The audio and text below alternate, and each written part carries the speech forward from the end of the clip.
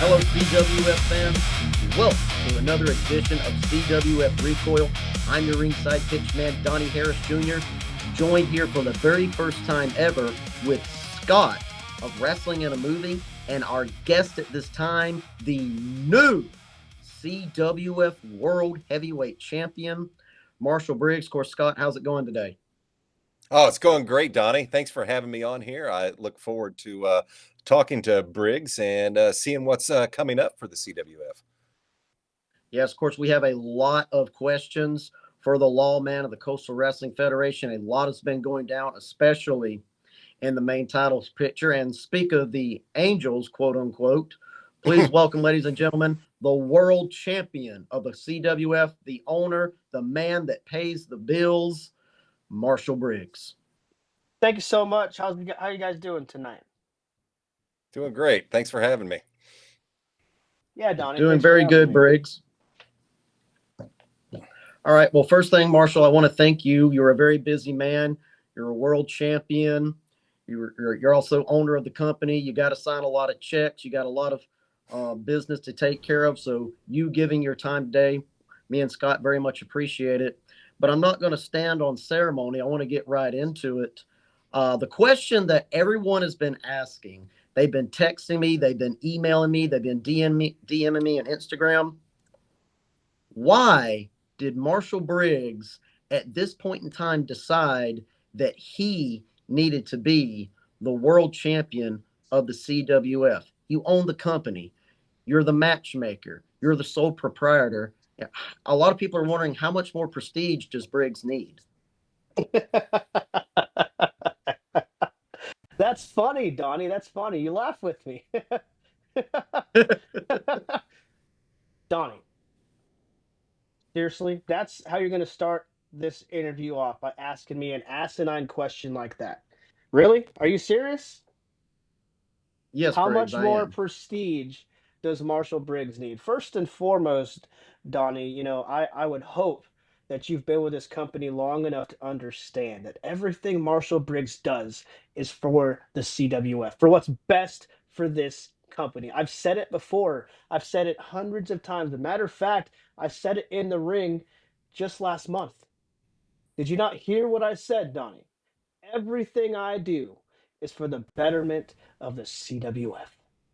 So why is Briggs the CWF champion? Quite frankly, because Briggs is who I know I can count on.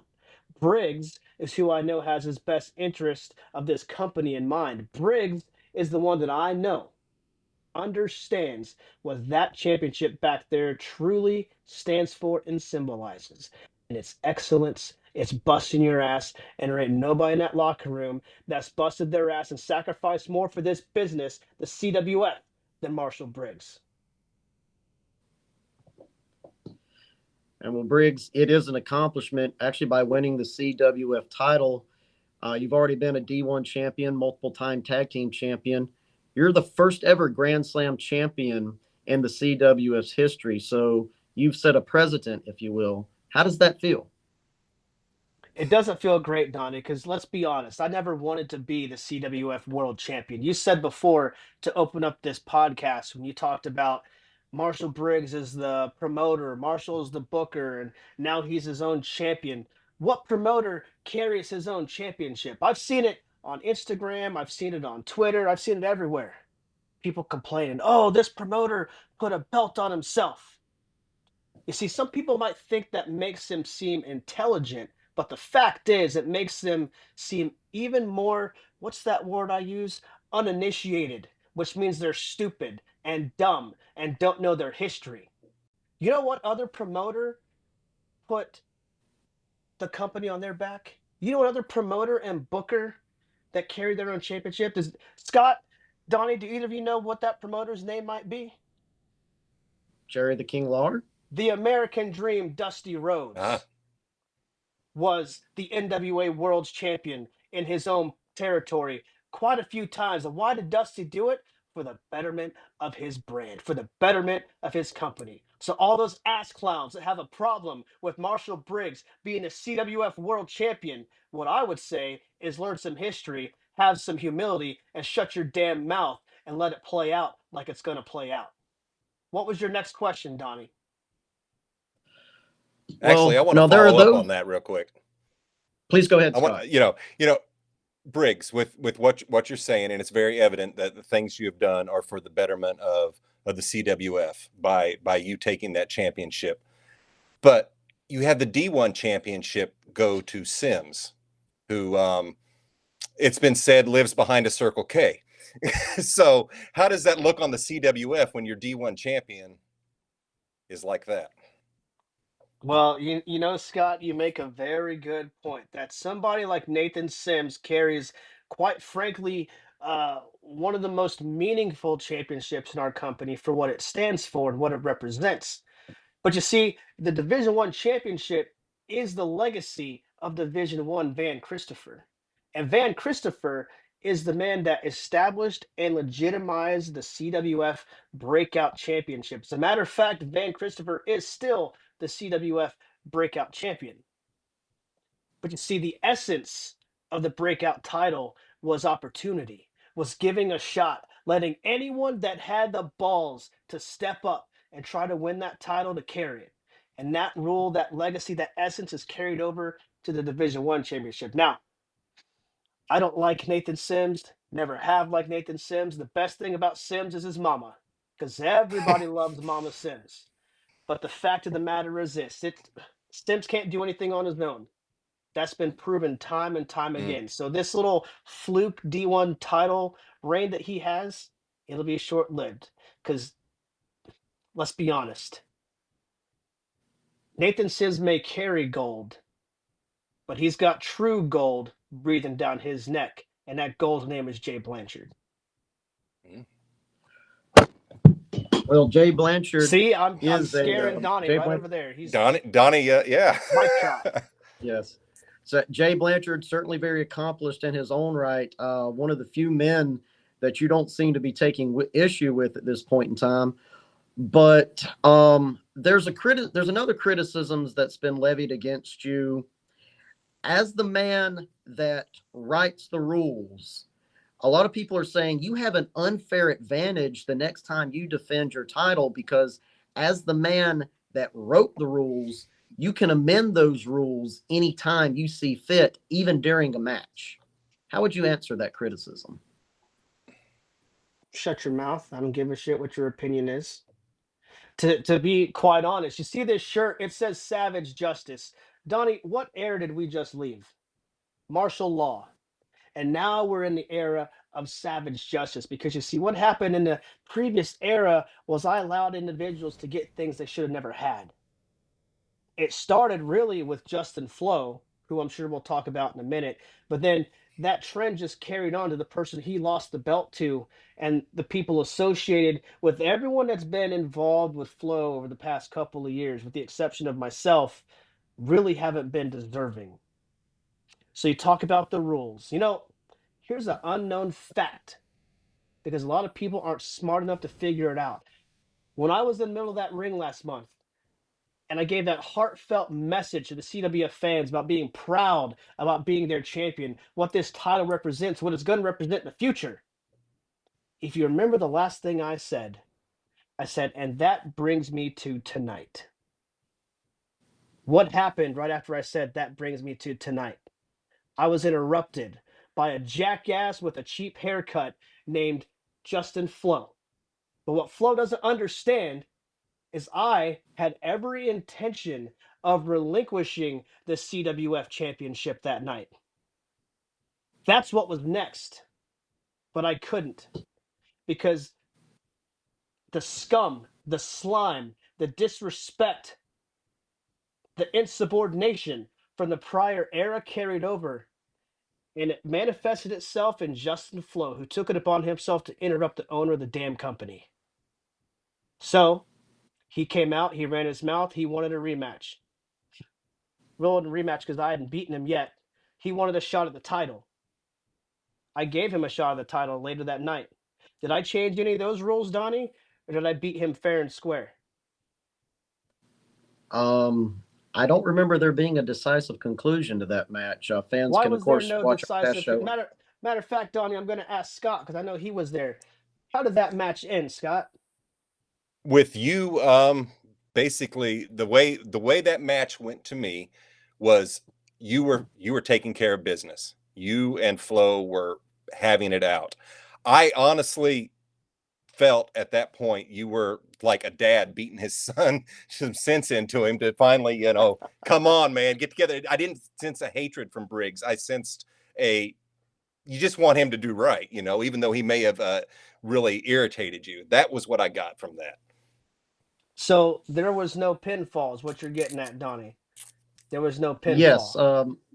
There was there no was nothing. Yes, pinfall because Justin Flo, just like he always does, is predictable. Justin Flo can't control his emotions. Justin Flo listens to his instincts a little too much.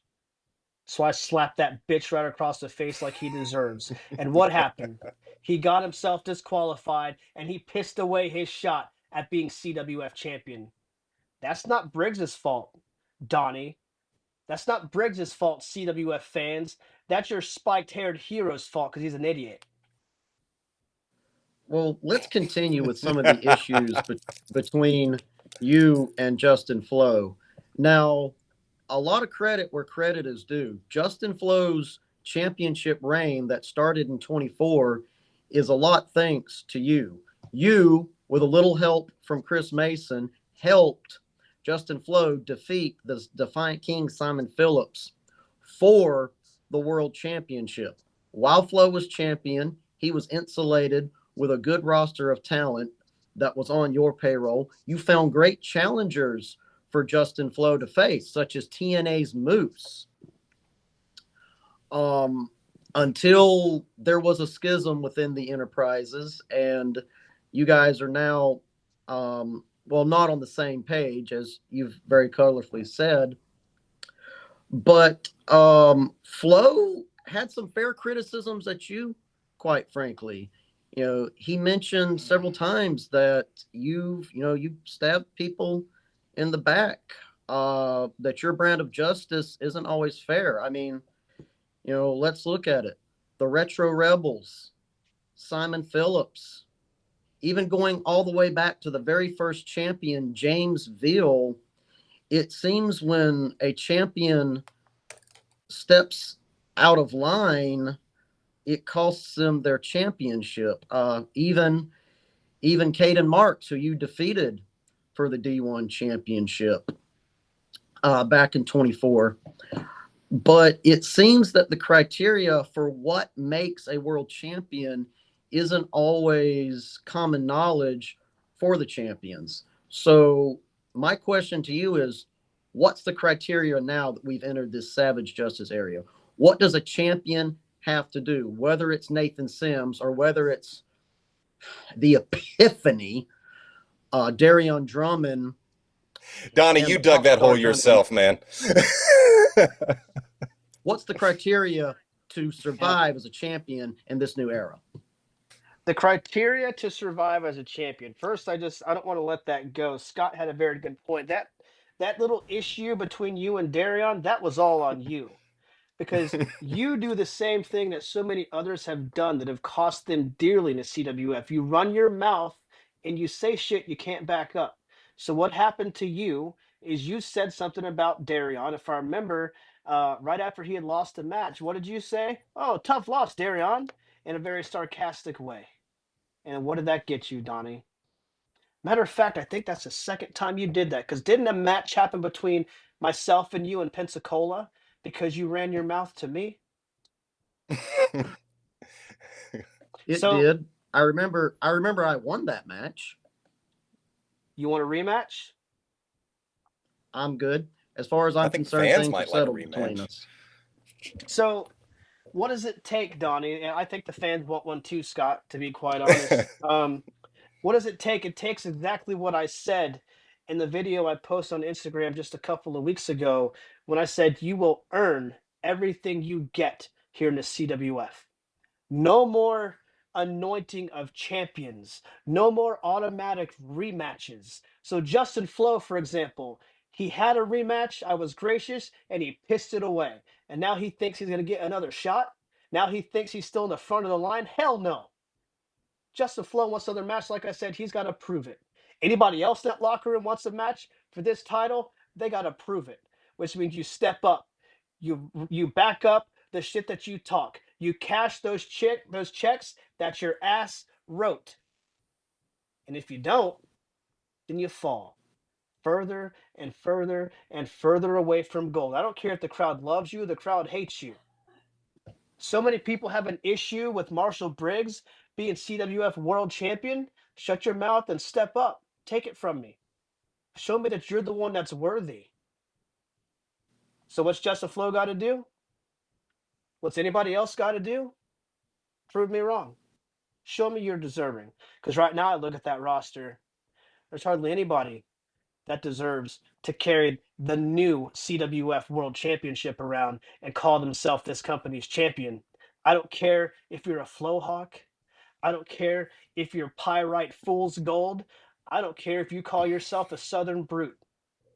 None of that means shit to me until you prove it in the ring. Scott, I believe you had a follow-up. Yeah, that's Briggs savage justice right there. Yeah, nobody to step up. There's nobody currently on the roster then.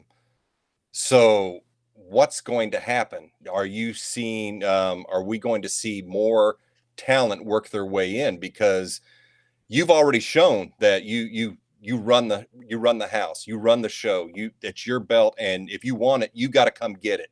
So what can we expect?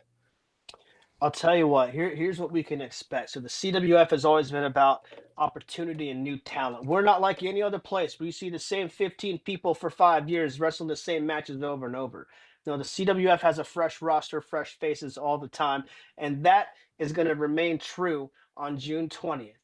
So, Donnie, earlier you asked me what's Justin Flo have to do. He's got to be impressive.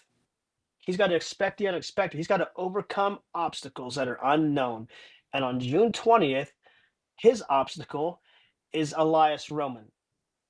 So, a newcomer from Central Florida making his debut in the CWF, stepping into the ring with a former CWF champion by the name of Justin Flo. If Flo wants to impress me, he wants to impress the fans, he wants to prove that he deserves a shot again to lose twice to me for the CWF title, all he's got to do is beat Elias Roman. Now, what happens if Elias Roman beats Flo? Maybe Flo just gets demoted to ring crew. Maybe Flo can help load the trailer. Maybe Flo, hell, he could drive the truck to the next event if he can figure out how to back it up like a man. But the fact of the matter is this. Flo is real simple. Prove me wrong. So Elias Roman, you've got a hell of an opportunity in front of you, son. Maximize it. Ain't none of our fans ever seen you before. Maybe you're the one to step up and take that title. Now, Briggs, you talk about opportunities. I believe you mentioned on social media that you have an open challenge for the World Heavyweight Championship. Now, Sims and Flo are not the only ones who have unresolved issues with you. I mentioned him earlier. The Defiant King, Simon Phillips, now known as the Toast of the Coast. He's back in the CWF. And while he certainly has issues with Chris Mason right now, I doubt very seriously that Simon has forgotten that it was your aid that allowed Justin Flo to become champion in the first time. Are you worried about Simon Phillips at this point in time? And more to that, who do you want to step through that curtain, if not perhaps the Toast of the Coast? Who do you want to come out of that curtain, look Briggs in the eye for that championship opportunity? Do I look worried about Simon Phillips to you? What's Simon Phillips going to do? Tombstone me from the side of the ring through some ring steps? Is that what Simon's going to do? Is he going to chop me like the second coming of Ric Flair? Is that what he's going to do? Is he going to take me to the swamps of Louisiana? Is that what? I'm not afraid of Simon Phillips. Never will be. Respect him. He ain't taking that title from me, though, because he's got to prove himself just as much as anybody else. So the second part of your question was what? Because I was a little taken aback when you asked me Who a stupid question like that. who do you think will step through that curtain on June 20th to challenge you in that open challenge? That's very simple. A dumb son of a bitch. Who do you hope it will be? A dumb son of a bitch, to be quite honest with you. Because listen,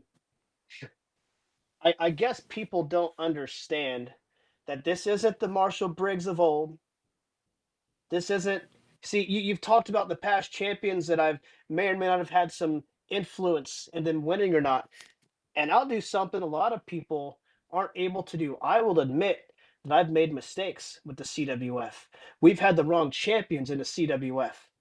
But I've also allowed people to disrespect me and this company way too much. Those days, over. I said it's a new era last month. That's not just a cliche. It's the damn truth. New beginning, savage justice, whole new meaning people may not know, but I bet you and I promise you they're going to understand it on June 20th. So I really don't give a damn who walks through that curtain. If you really deserve to be champion, then you'll take that title from me on June 20th. I'll shake your hand and I'll let you have your moment. But if not, you only have yourself to blame. My time's running low. So one more question for each of you before I roll out of here. Scott, please. Um, I see the formation of two new tag teams. The Epiphany, as Donnie alluded to earlier, and then we have Michael Hart, Darkheart, is along with black belt Jesse James.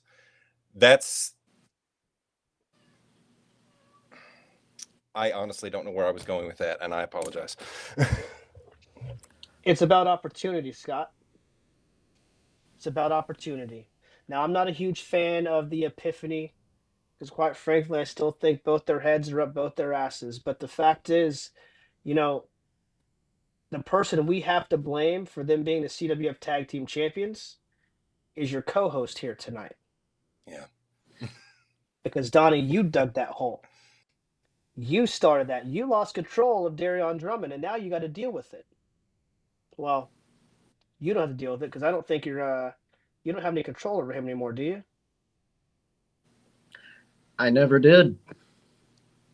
You're damn Darion right. Drummond was at one time. Well, let's not waste time with the history between me and Darion Drummond. People can look in our archives and relive that as you see fit. I guess my final question is, and you've kind of answered it a little bit, as we enter this new era. But as this era goes on,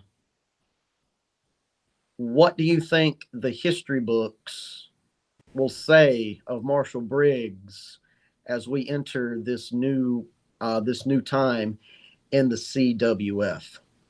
Will they look favorably upon you and the choices you made, or will these questions that I brought up earlier still linger as part of your legacy? See, that's where you and so many others continue to be confused and mistaken, Donnie. Because you think this new era that I speak of savage justice is just a catchphrase. It's not. I said in that ring, this is a new beginning. It's a new Marshall. It's a new company. It's a new era. Marshall Briggs, a couple months ago, might have cared what his legacy was going to be. He might have cared what the history book said, but let me clue you and all these other people watching into something real quick. In all honesty, whether you have a good legacy or not, whether the history books are correct or not, there's always going to be somebody to shit on it and try to disrespect you. And there's always going to be somebody that's jealous of your success, that's jealous of your grind, that's jealous of your drive, that's going to try to tear you down. So, quite frankly, I don't give a damn what people think. I don't give a damn what fans who have a problem with me carrying this championship think.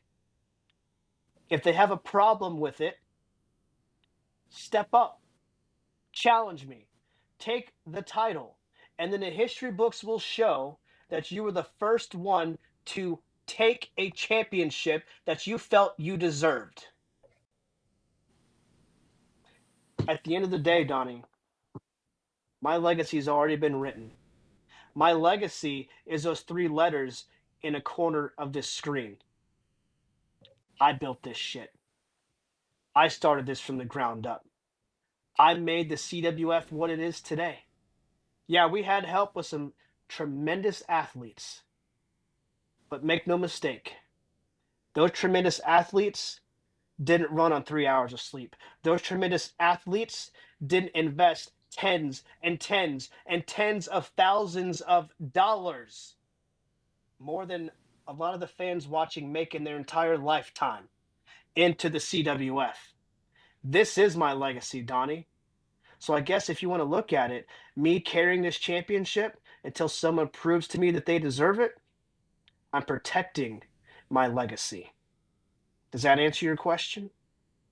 That answers my question. Of course, Briggs, we want to thank you for giving us your time. As we all know, you're a very busy man. I want to thank Scott from Wrestling in a Movie for coming on and being my co-host today. And ladies and gentlemen, do not forget June 20th, CWF Back in Action, where we have Elias Roman taking on Justin Flo, the Epiphany taking on Kickstart My Heart of Michael Hart. That's it. And the black belt Jesse James. Of course, a lot more action coming your way. And Scott, any closing words? I cannot wait for June 20th to see what a fool walks through the curtain to face some savage justice. Because Briggs is on a mission. It's very clear tonight that he's not taking anything from anyone, and he's setting the CWF straight. So I think we are in for one hell of a show on the 20th night. All right, ladies and gentlemen, the CWF. I'm Ringside Pitch Man Donnie Harris Jr. He's Scott of Wrestling in a Movie. We'll see you June 20th.